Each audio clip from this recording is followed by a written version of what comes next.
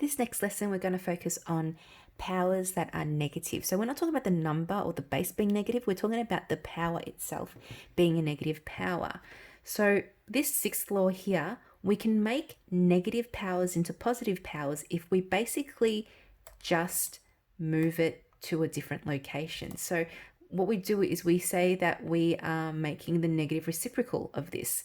So basically, you can think of it as, imagine this being a person, okay? And this is their thought bubble. And the thought bubble is negative. It's negative. It's not happy where it is. And you can also imagine this as, upstairs and downstairs, okay? So it's living upstairs, it's got negative thoughts. So what do you do to something that has negative thoughts? You move it to a place where they can be happy. So we move the A downstairs, and now it's still A, so it's still person A, and this time the thoughts for this is positive. You can think of it that way. Okay. Now the one here hasn't actually moved up. The one's still there because 1 times A to the power of M is still going to be 1. We never really write 1 there. And why is there a 1 on the top? Well, really, that's upstairs. We have 1 times A, so to the power of negative M. So when the A moved downstairs, the 1 hasn't left. So that's where the 1 comes from. We didn't move what's at the bottom up. We only moved what's unhappy or what's negative down. So the same thing can happen over here. So if you look at this example right here, our unhappy person is actually down at the bottom. So to make them happy, we're going to move them upstairs. All right. And we're moving them upstairs. It's going to become positive. Now, then it'll be 1 times A to the power of M. So it's the same as A to the power of M. And that's going to be over 1, but we don't write over 1. So that's why it's just dropped completely like that. So all we need to do when we see negative indices is we move it either up or down to change it into a positive index. So I'm going to show you how to do that in the next examples.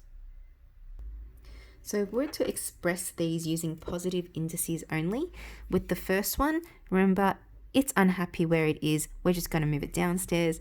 So the answer to that is going to be, well, 1's going to stay on top because there is an imaginary 1 at the front, and downstairs now the x to negative 2 is going to move down.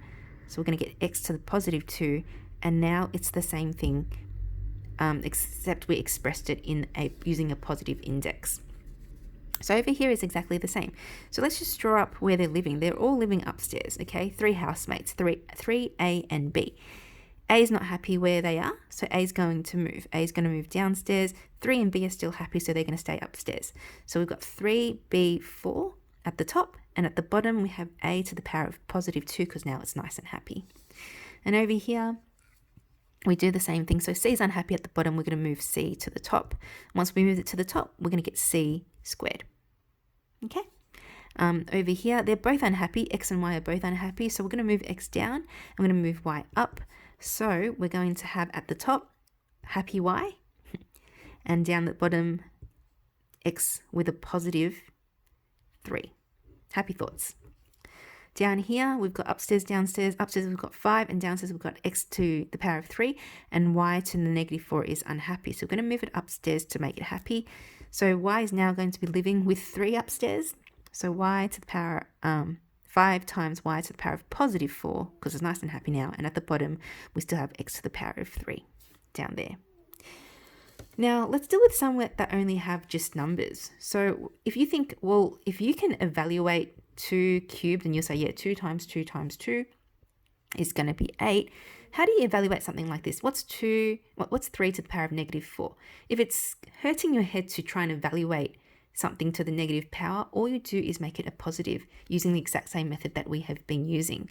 So if we think of it as 3 to the negative 4 living upstairs is unhappy, and we move it downstairs, we're going to have 1 over 3 to the power of positive 4. And then what we can do is we can evaluate what 3 to the power of positive 4 is, and that's going to be 81. So 3 to the negative 4 is the same as 1 out of 81. It's a very, very, very small number. That's what this number represents. And we can evaluate it by making it into a positive index, like over here. So we do the same thing over there. For this one over here. So this is just the number negative 5 at the top. Now negative 5, it's just a negative 5.